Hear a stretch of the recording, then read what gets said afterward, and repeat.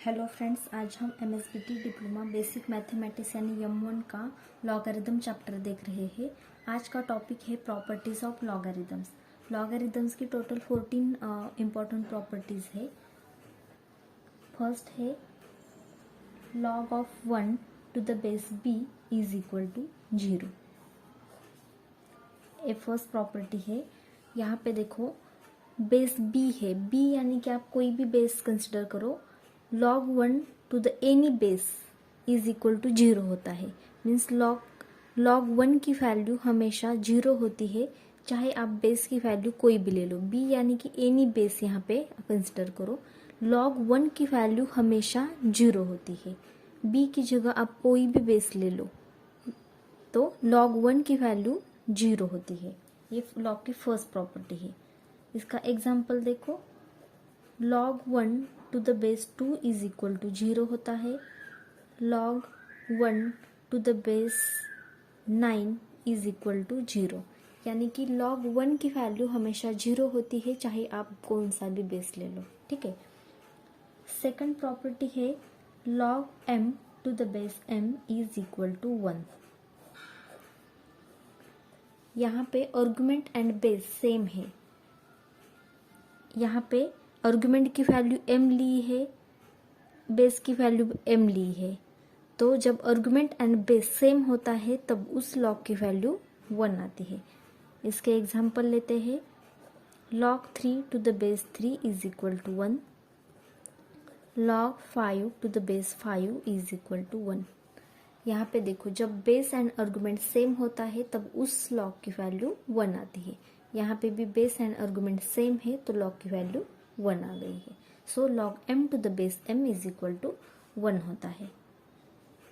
Third property है log m into n to the base a is equal to log m to the base a plus log n to the base a।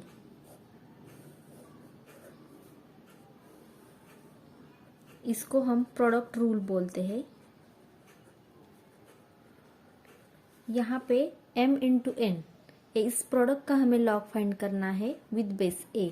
तो हम क्या करेंगे, log m का log लेंगे with base a, बाद में हम n का log लेंगे विद बेस a और दोनों की एडिशन करेंगे। ठीक है। So log m into n to the base a is equal to log m to the base a plus log n to the base a होता है। इसका एग्जाम्पल लेते हैं। सपोज log 4 इंटू 7 लेना है टू द बेस 3।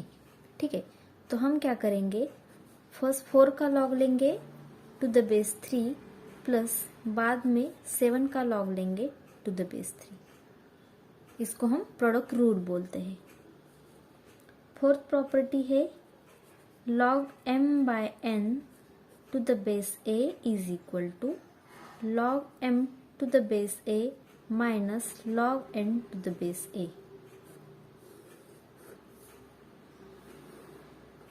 इसको हम quotient rule बोलते हैं। यहाँ पे m बाय n, इस कोशेंट का हमें log लेना है टू द बेस a, तो हम m का log लेंगे first to the base a। So log m to the base a, बाद में हम n का log लेंगे log n to the base a and दोनों की हम सब्ट्रैक्शन करेंगे। इसको हम कोशेंट रूल बोलते हैं, क्योंकि यहाँ पे m बाय n इस कोशेंट का हमें log फाइंड करना था। तो इसका एग्जाम्पल लेते हैं।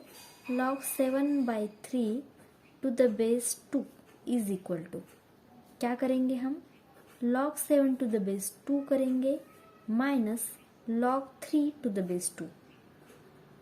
log 3 to the base 2 means 7 का log लेंगे, बाद में 3 का log लेंगे। बेस दोनों का 2 ही रहेगा, सेम ही रहेगा, लेकिन यहाँ पे कोशेंट है इसलिए यहाँ पे सब्ट्रैक्शन यूज करेंगे। सो इसलिए हम इसको कोशेंट रूल बोलते हैं। Now fifth property is log m raise to n to the base a is equal to n log m to the base a होता है। इसको हम पावर रूल बोलते हैं। यहाँ पे देखो, log m to the base a, लेकिन यहाँ पे आर्ग्यूमेंट की पावर n है, ठीक है। तो हम क्या करेंगे, log m to the base a लिखेंगे और ये जो आर्ग्यूमेंट की पावर है उसको हम इस log के मल्टीप्लिकेशन में यहाँ पे पुट करेंगे।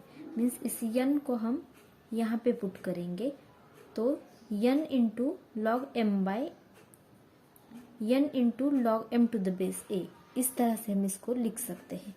इसका एक एग्जाम्पल लेते हैं,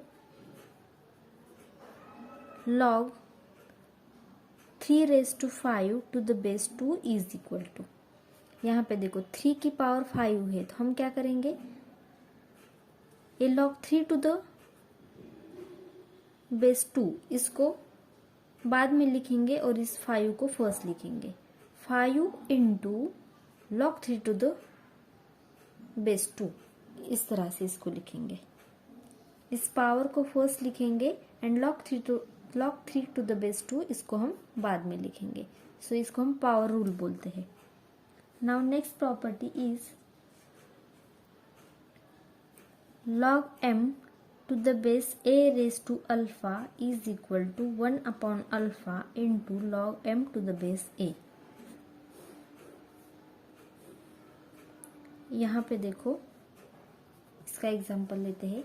यहाँ पे log m to the base a raise to alpha है, यानी कि यहाँ पे बेस की भी पावर हमें दी गई है, तो हम इसको किस तरह से लिख सकते हैं, a raise to alpha, a जो बेस की पावर है अल्फा, इसको हम 1 अपॉन अल्फा लिखेंगे एंड बाद में log m to the base a put करेंगे, ठीक है। यानी कि ये जो अल्फा, ये जो और बेस की पावर है उसको हम इनवर्स लिखेंगे और log m to the base a उसको मल्टीप्लाई करेंगे।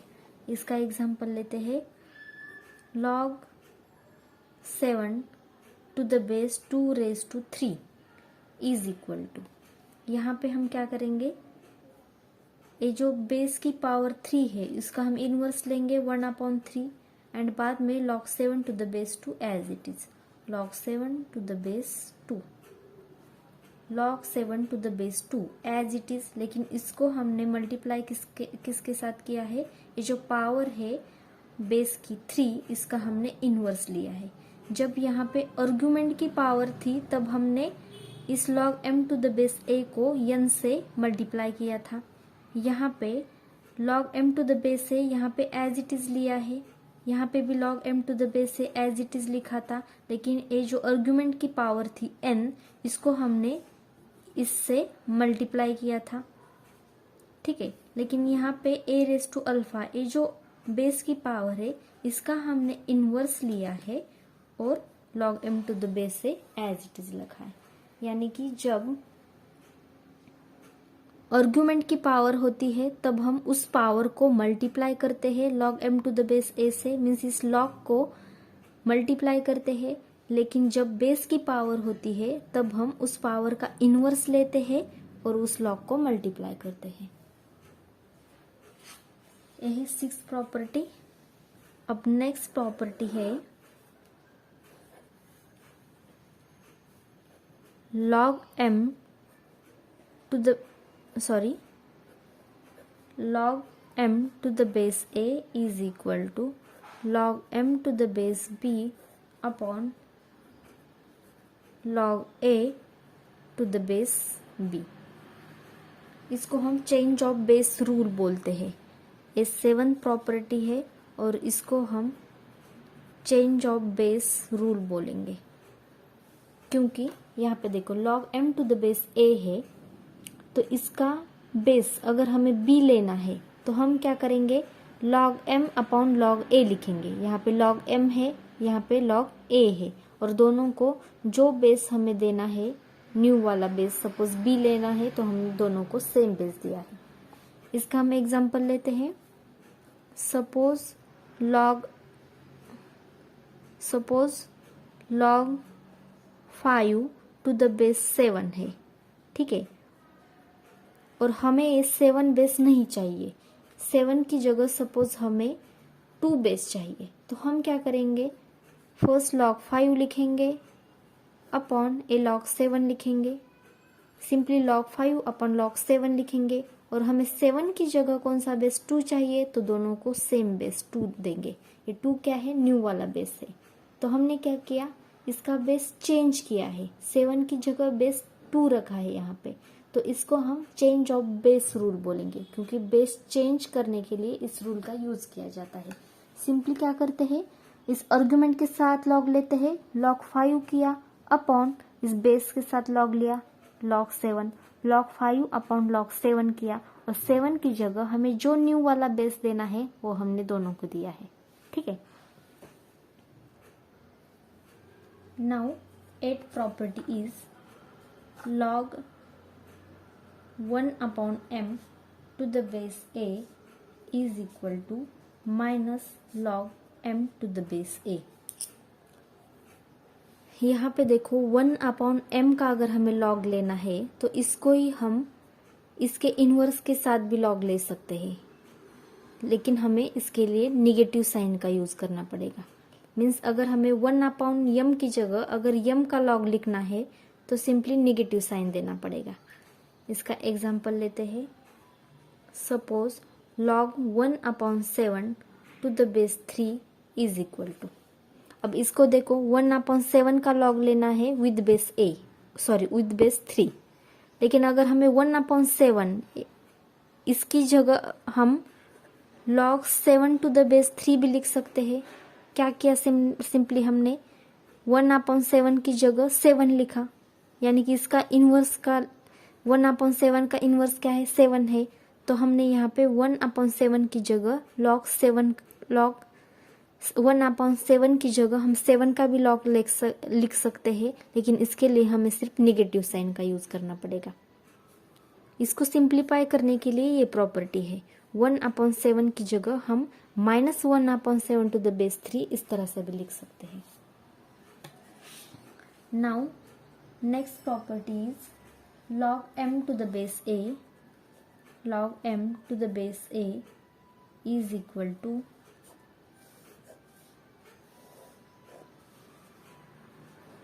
One upon log a to the m। यहाँ पे देखो log m to the base a है, अगर हमें यहाँ पे m आर्गुमेंट है, a बेस है, अगर हमें आर्गुमेंट एंड बेस को इंटरचेंज करना है तो ये प्रॉपर्टी आती है। आर्गुमेंट एंड बेस को अगर इंटरचेंज करना है तो सिंपली 1 अपॉन लॉग लिखो। इसका एग्जांपल देखो।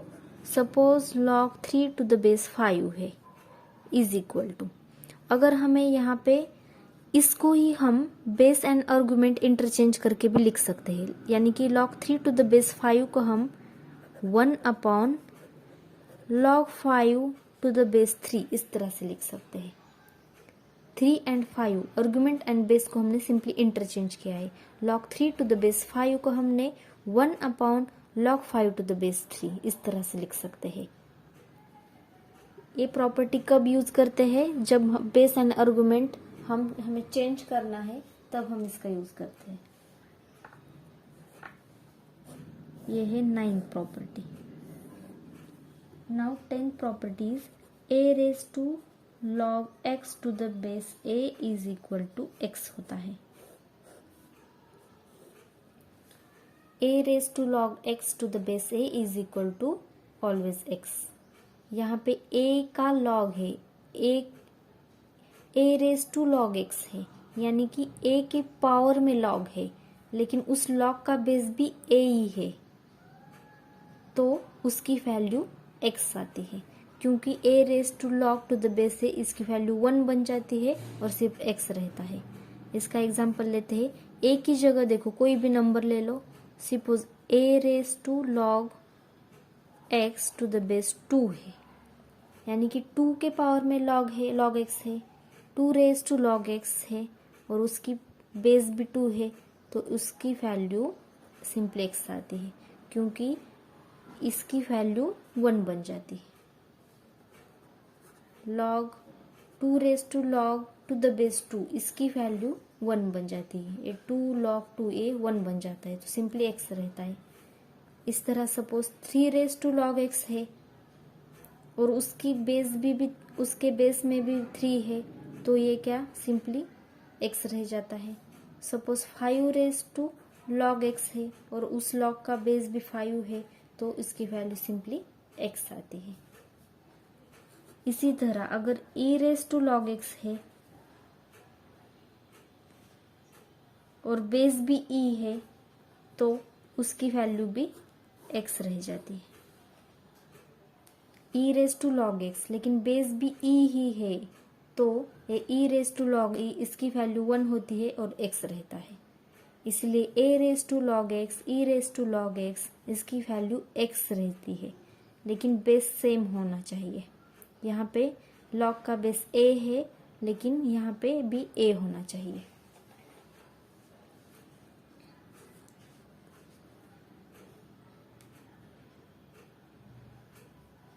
If log m to the base a is equal to log n to the base a, then m is equal to n होता है। यहाँ पे देखो log m to the base a is equal to log n to the base a है, यानी कि log m is equal to log n है, लेकिन दोनों का बेस a ही सेम है, तो m is equal to n होता है। इसका एग्जाम्पल देखते हैं। Suppose log x to the base 5 is equal to log y to the base 5 है। log x is equal to log y है, दोनों का बेस सेम है, तो हम क्या कहेंगे, x is equal to y है, ये कह सकते हैं। ठीक है, क्योंकि यहाँ पे log x है, यहाँ पे log y है, दोनों की वैल्यू सेम है, दोनों का बेस सेम है, तो x is equal to y होता है। ठीक है, नाउ log इन्फिनिटी की वैल्यू हमेशा इन्फिनिटी होती है, ए भी वैल्यू याद रखो। log infinity is always infinity होता है, एंड log 0 इज अनडिफाइंड होता है बाय डेफिनेशन।